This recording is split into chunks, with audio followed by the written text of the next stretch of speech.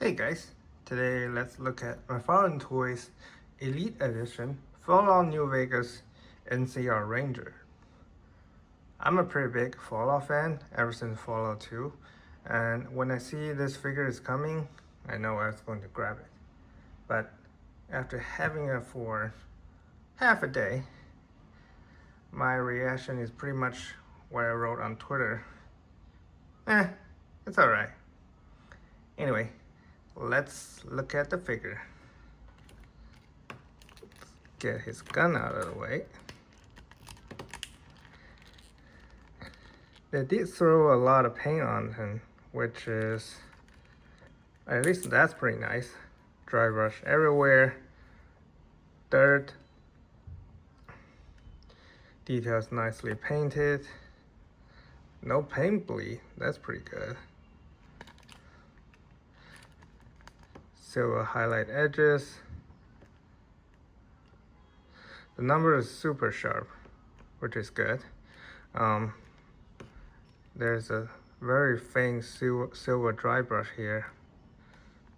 The only problem I have with the paint is the corner of the lenses is not painted. I'm probably going to repaint it later, but it's worth pointing out. In terms of reuse, obviously the lower leg, except for this side, are from the Todd McFarlane figure. And I think the upper arms are from Hush. Yes. The rest are new. And in terms of accuracy, they should use if they want to reuse, they should use the Joker lower body because that is more accurate to the game. And speaking of accuracy, his color is wrong. His coat should be lighter brown, right? These straps should be white, and his pants should be blue because they're jeans. They're now the same color as his coat, so that's a bummer. Anyway, let's look at his articulation. Head is on double ball peg, looking up, down, left, right, tilt, rotation. Pretty standard, nothing fancy, but it got the job done. Shoulder, like the way they designed the shoulder is this is not a single piece with a coat, but rather it is glued on the coat with 1, 2, 3, 4, 5 points, right? But if you keep them glued, say goodbye to shoulder articulation. So what I did is, with a little bit of heat, you peel this point 4 point off. Only this point is glued. So now you can free the shoulder articulation, and when it's in neutral pose, you can plug it in, right? Bicep swivel, double joint arms. The arms are very long, but is it actually pretty helpful for a gun wielding character, especially since he got no butterfly joint. Wrist ball for the diaphragm joint. Crunching forward, not bad. Back, not at all. Side, a little bit. Rotation, right? For the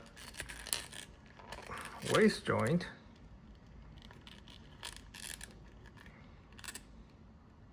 a little bit. Back, not at all. Side, a bit. So combining with this two joint,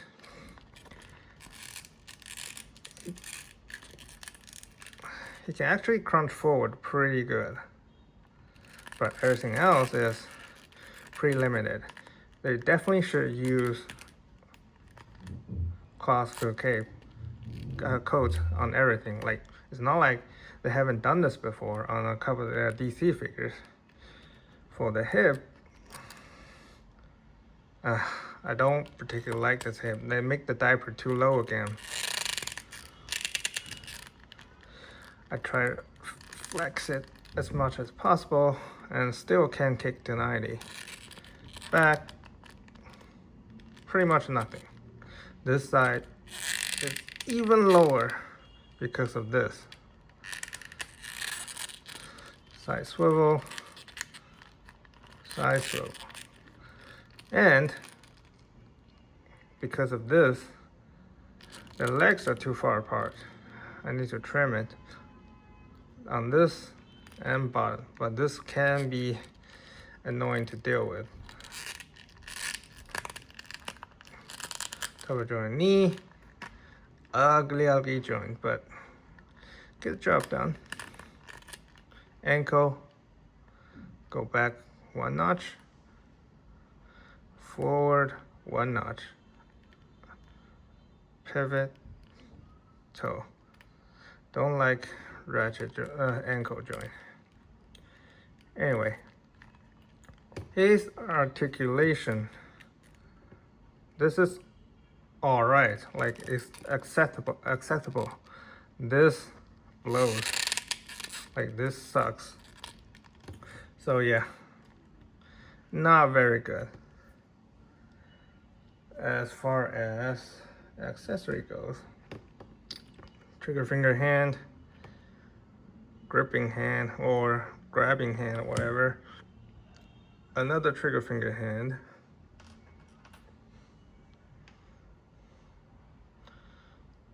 to fist hand, and you've got a lot of guns. This is, I think, Marksman carbine.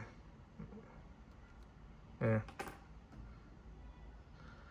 Anti-material rifle.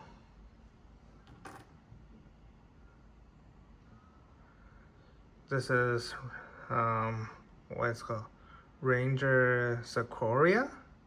Yeah, iconic revolver for the NCR Ranger. Bush gun.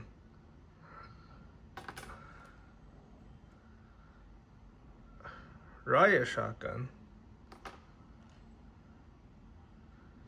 Vance's 9mm submachine gun.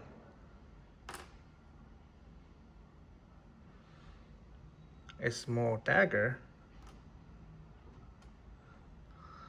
A little pouch, which has no place to place, like grab it in the hand, I don't know.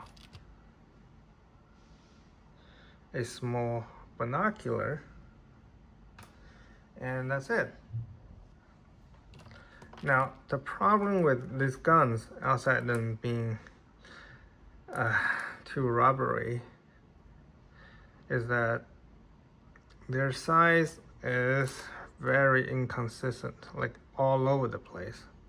Like, look at how big the Ranger Sequoia is and compared to the anti-material rifle. It's way too big. And there's a holster you're supposed to put it in, and as you might have guessed, like you have to use heat to put it in. It's way too big. That's ridiculous. Yeah. Although there's one thing, it's not particular this figure particularly, but I want to address that. Like, for any figure that's wielding a gun, you pretty much have to use ball joint wrist. I'll show you why. Like, see? A figure with no butterfly joint can still do a very good rifle shooting pose. Why? Because the gun holding hand need to have left and right movement and up and down movement at the same time, right? So even a figure with no butterfly joint and pretty much no butterfly movement can still have a very good rifle shooting pose. All right, let's do the size comparison.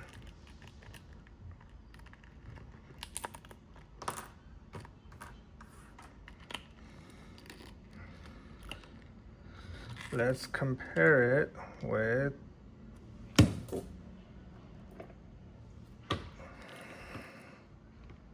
another figure in his same series.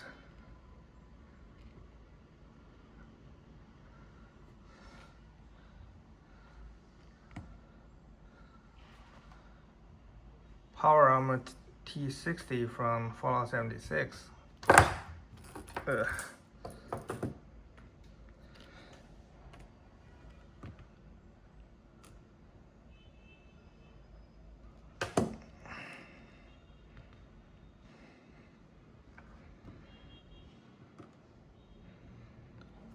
Lilith from Diablo 4 and Doomslayer from Doom the Dark Age. And it's compared to a 6-inch figure, so he's unmistakably 7-inch. This is Fei Long. So, do I recommend it? Unless you're a huge Fallout fan, then probably not. Like, it's not particularly a well-designed figure. It has some good part, but for its asking price,